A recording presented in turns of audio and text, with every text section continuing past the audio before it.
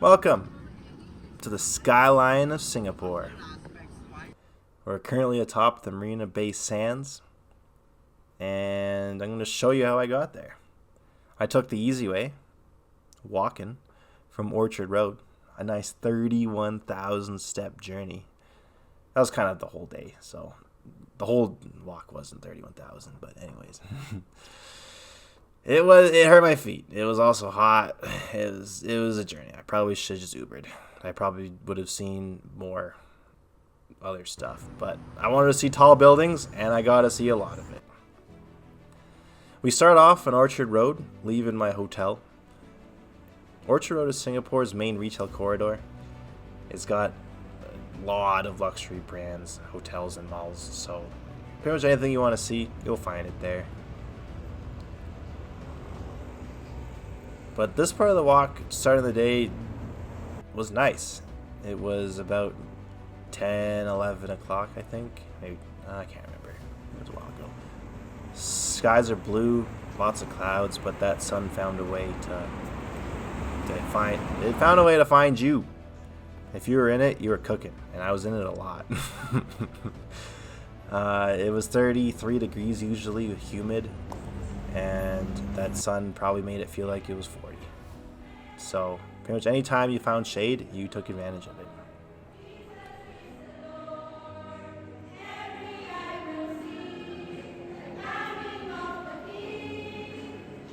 I walked across this underground pathway, and it led right to the Singapore School of Arts. I really like this building. It's just a bunch of geometric volumes and shapes and horizontal layering, which it's lots of green on it too. It kind of encompasses a lot about what Singapore is. Oh, hang on, a little banner sign. 6-7 meme banner. This was in November, and I think that's when the meme just came out. It's just people. How fast they came up with it just made me laugh. In Singapore, there's lots of tall buildings. A lot of the buildings seem to be futuristic, which is something you could say. It's futuristic, but still modern, within modern times. I walked through the Singapore Management University. I had no idea it was a university until I turned around and looked at the sign and said, oh, that's got to mean something. But I walked right through it, didn't even know. We get to see more tall buildings, and it's neat. Got a glimpse of the financial district, which is also downtown. We don't get to see too much of it, but we walk past St. Andrew's Cathedral. It's right here on the right after we get done peeking at the Marina Bay Sands building. Look at that. There it is on the right, the white there, as I'm looking at downtown. It's the largest cathedral in Singapore, and it was done in 1861. I think I have more desire to look at the modern buildings than I do than the older ones. That is the South Beach Tower. It has hotels, businesses, shops. It also has the Marriott Hotel in it. So, it's pretty cool. This is City Hall. Oh, and there's Marina Bay Sands. But City Hall, another interesting building to look at. And we're getting closer to the Marina Bay Sands towers. I think it's just called the Marina Bay Sands. We walked through Marina Square. We don't really get to see a lot of it, but there's also the Mandarin Oriental. Leading up from the Marina Square is this little hedge maze, which was kind of neat to walk through. And it overlooks the float at Marina Bay. It's one of the world's largest floating stages, and it's capable of holding a couple thousand people. It's undergoing redevelopment right now, but it's hosted lots of National Day parades and other public events. We get another glimpse of downtown, which features big, tall buildings, which I love.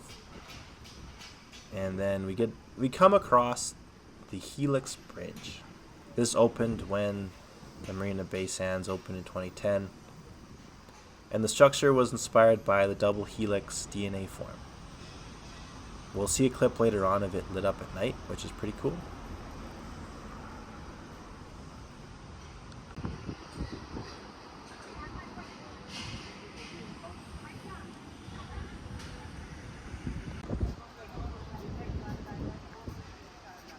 Boom, we're inside. Look at this chandelier. This place is huge. The shops inside, 170,000 international luxury brands.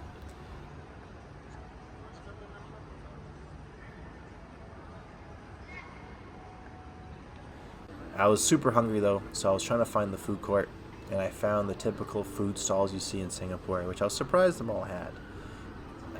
However, it was busy. I couldn't find seating. There was lineups everywhere, and I was kind of just not dealing with it, so I just got some fruit drinks, and I went to the casino. Let's go! Who doesn't love the casino? I wasn't dressed for this though, so I also didn't have my passport. I was wearing my tank top and my sandals, which was already beat up from the long walk, so I knew I wasn't getting in. So I didn't get to go see too much about it, but I'm pretty sure it's just a regular casino. I did, however, find some food.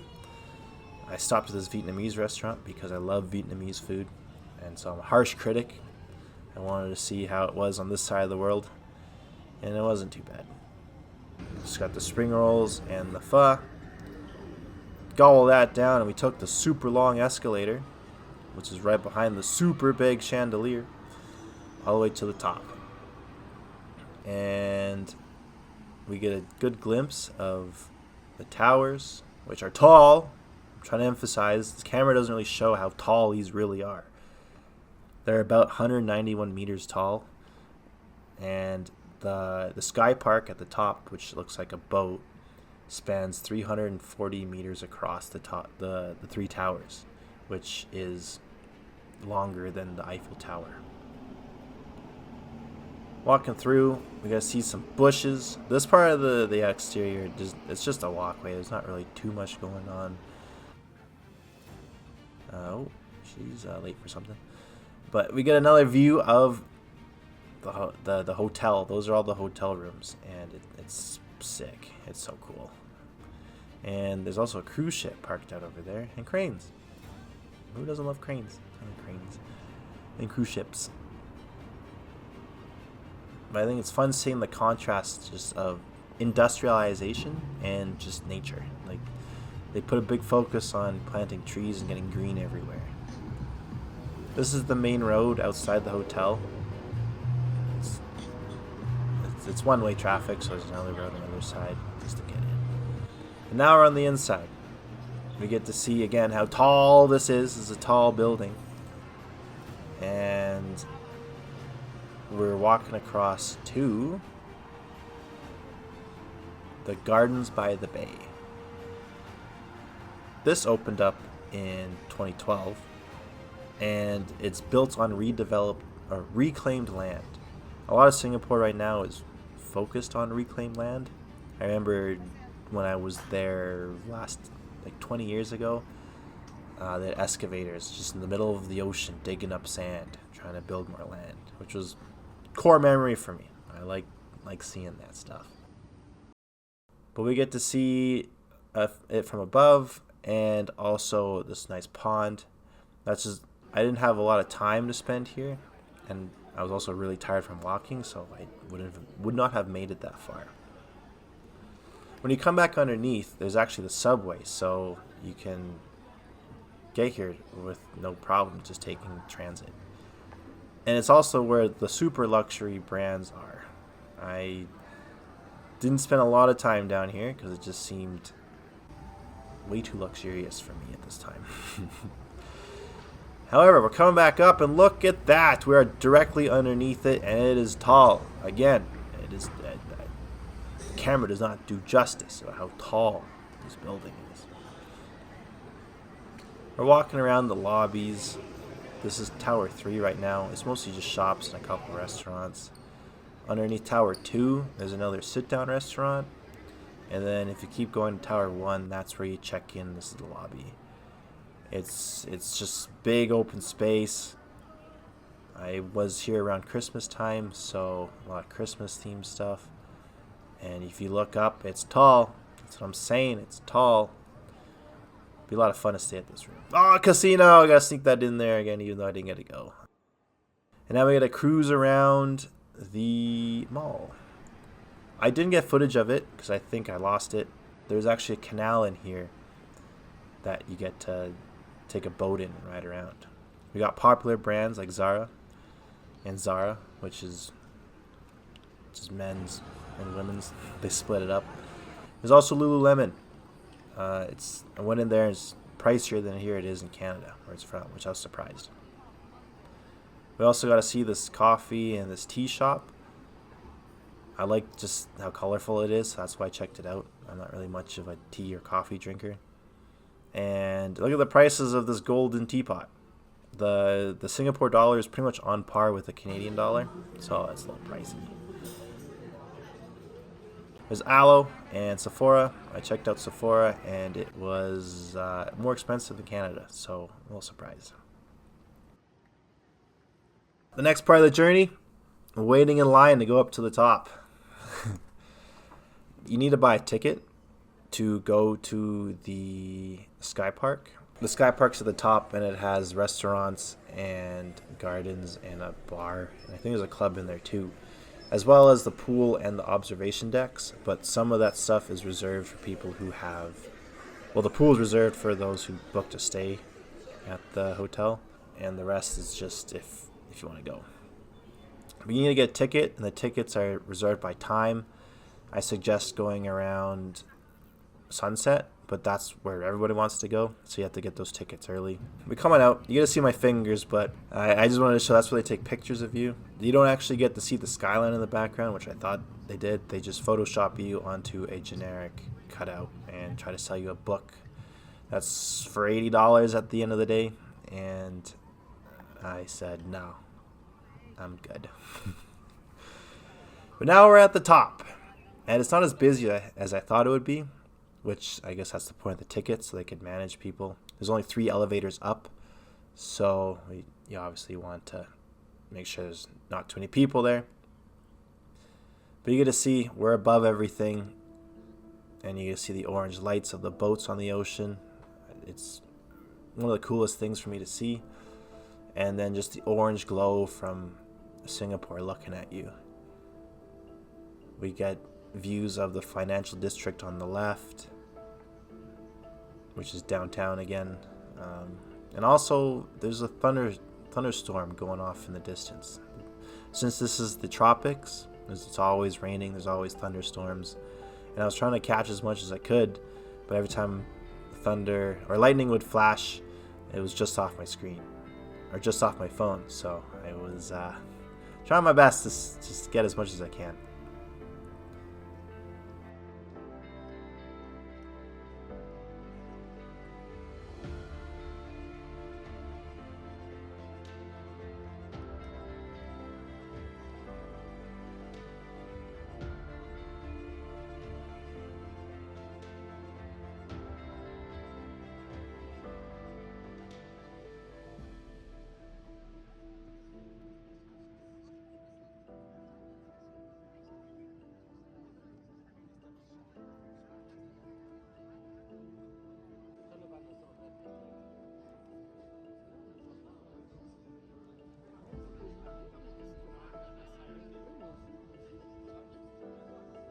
And at this point where I'm standing, there's stairs to go up, so you're above the plexi, which is for everyone's safety. And you can really get just an unobstructed view of everything on this side. As I mentioned, there's also a restaurant and a bar. It didn't look... I think it was a little busy when I went there, but towards 8 o'clock it's kind of... it cleared out. And it wasn't too busy. Tried snooping in on people. But I got more shots of above, and there's the garden down there, and there's the Helix Bridge. It's all lit up. And this was my favorite part of Singapore. This wasn't there last time I was here, and it was just is awesome being part. The worst part was trying to leave though. Took about 30 minutes to leave because everyone wanted to leave at the same time. There's only 3 elevators, so gotta work through it. That was the end of the Marina Bay Sands, and we moved to the second best spot in Singapore, which is the airport. And now they have a mall, and they have the mall called the Jewel, and inside is the Rain Vortex, which is the world's tallest indoor waterfall at 40 meters. The Jewel opened in 2019, and it's basically just another mall. Just got retail, got dining, and it's connected to the airport. It's on the outside of the airport, so you want to go after you check in your bags, but before you try to go to your gate. The biggest draw about coming to this is obviously the Pokemon Center. Gotta get Pokemon cards. Since this is peak Pokemon time, it's really hard to find anything, so I bought some. It was a little expensive compared to Canada. And we threw in a little pack opening to see if it was worth spending the money if I got anything good, which I did not. But I did get laksa, which is a staple in Singapore that you have to try. And it was probably based on where I stayed. It was really hard to get laksa, which I dummied. And it's so good. A little Metapod joke for Pokemon fans. And now we're boarding the plane for Indonesia. I like to film in my seat. There's my tattoo. Don't copy it, or else it's a unique tattoo. And I like to film my plane landings and takeoff, so we get to see it. This is 300 speed right now, and it kind of is nice sitting here after that 5K walk, 31,000 steps across Singapore. It was kind of sad leaving. I only spent 2 days here, and I think you only really need 4 days in Singapore, and you kind of get to see most things there. And as we're leaving, we're actually over Indonesia already. This is Batam Island. Indonesia is really close to a lot of Asian countries because it's just so big and so many islands. And there's another glimpse of Singapore as we're leaving. That's pretty much all of it right there. It's not a very big island. And look at that cloud. Who doesn't love clouds? I love looking at clouds in the sky. The window seat's the best in the airplane. Change my mind. However, the bathroom is not the best spot. I don't fit in it. That's a funny kind of glimpse. And now we get to see the sunset. And then boom. There it is. Manado. That's what the locals call it. Manado. And you can see the lights. And here's a little view of where I stayed. So there'll be a couple of Indonesian videos coming up. And I just want to thank you for watching this one. And I hope to see you in the Indonesian videos. Bye-bye.